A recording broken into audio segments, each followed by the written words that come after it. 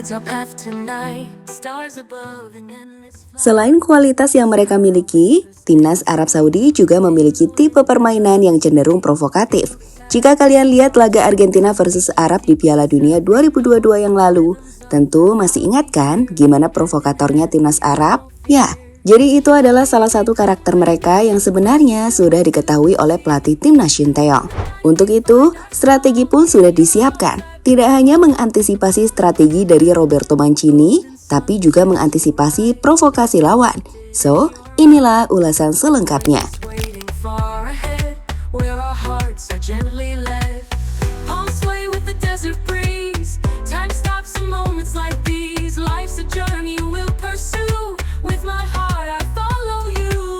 Ya Habibi, come with me. Jika bicara soal provokasi para pemain dari Timnas Arab, maka kita nggak akan lepas dari sosok pemain satu ini.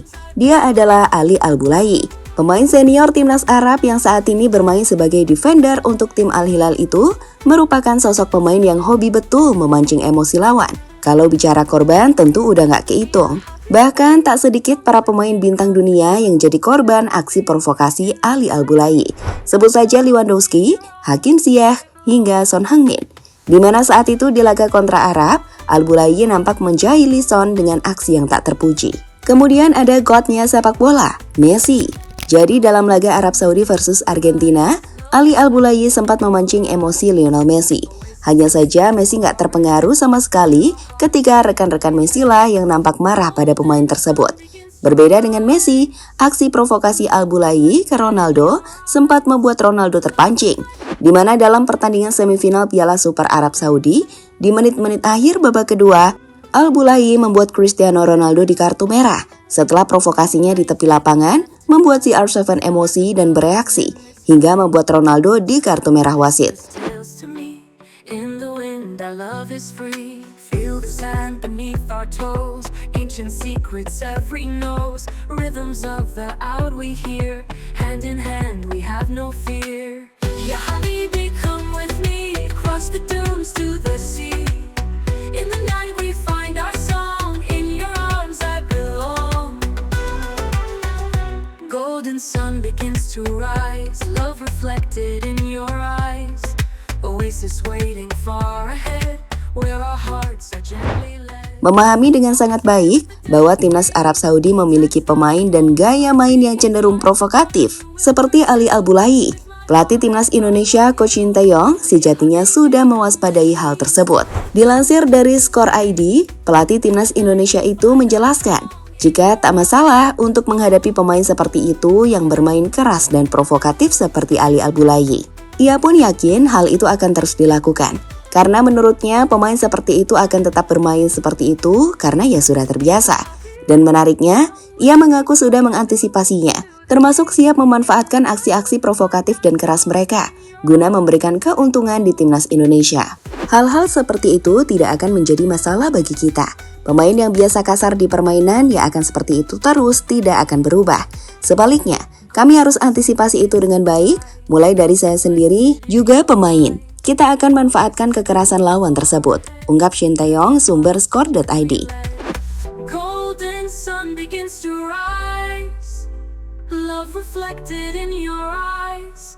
Love reflected in your eyes. Ya Habibi, come with me. Cross the dunes to the sea.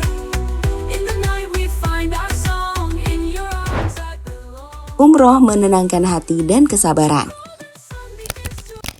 Jika kita membaca penyetaraan dari staf atau manajer Timnas Indonesia Sumarji, maka kalian akan tahu bahwa menurut Bapak Sumarji, Shin Tae-yong yang meminta para pemain Timnas yang beragama Muslim untuk menjalankan ibadah umroh. Jadi menurutnya, pada tanggal 2 September, para pemain Timnas langsung berangkat untuk menunaikan ibadah umroh pada pagi hari jam 8. Saat jam 12 atau siang, para pemain sudah kembali ke hotel. Untuk malamnya, kembali berlatih dan mempersiapkan duel menghadapi Timnas Arab.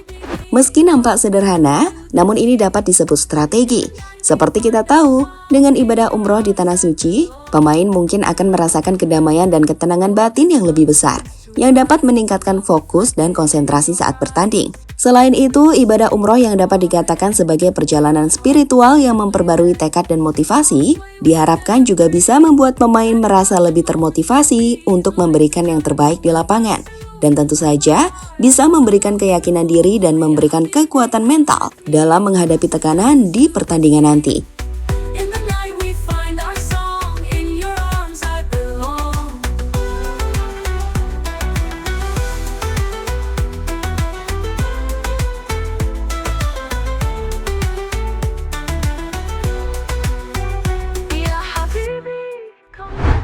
Sekarang lihat deh tulisan Ragnar Uratmangun usai dirinya menjalani ibadah di Tanah Suci.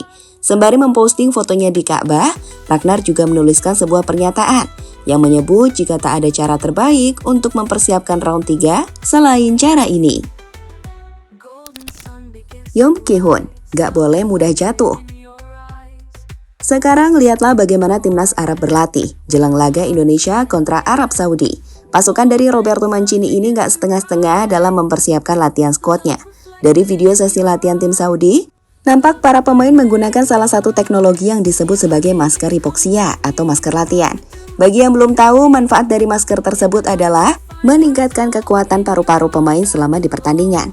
Artinya, Arab coba memastikan bahwa tim ini siap untuk bermain dengan terus berlari selama 90 menit. Endurance dan kekuatan akan menjadi masalah yang harus dihadapi timnas, termasuk bagi para striker, di mana penyerang tim Garuda tidak boleh mudah terjatuh karena duel fisik akan jadi bagian dari laga nanti.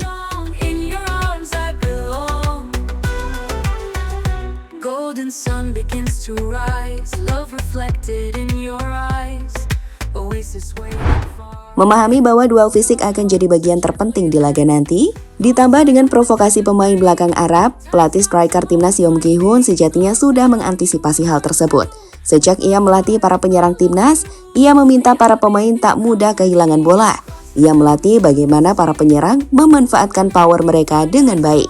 Dan menurutnya, setelah beberapa hari berlatih, ada peningkatan dari para penyerang. Sekarang berharap semoga di laga nanti, para penyerang timnas benar-benar bisa berduel dan memanfaatkan setiap peluang yang didapatkan untuk menjadi gol.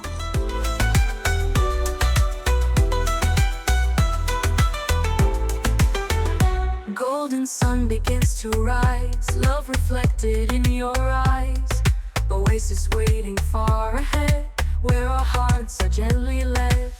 Golden sun begins to rise.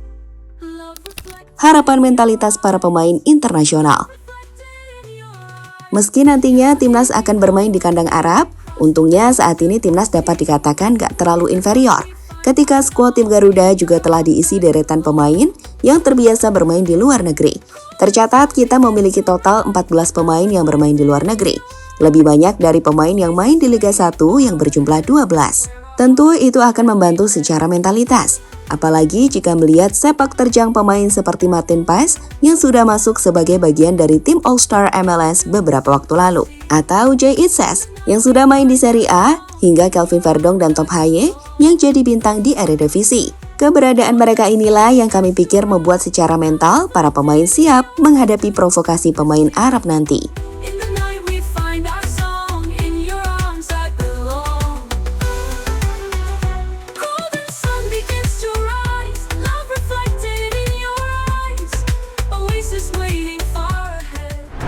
Sebagai informasi tambahan teman-teman, laga Timnas Indonesia kontra Timnas Arab Saudi akan dimainkan pada 5 September, atau tepatnya 6 September jam 1 dini hari waktu Indonesia Barat. Artinya tinggal beberapa hari lagi duel bersejarah akan tersaji. Dan kita akan melihat bisakah Timnas Indonesia bersaing dengan tim-tim langganan Piala Dunia seperti Arab Saudi.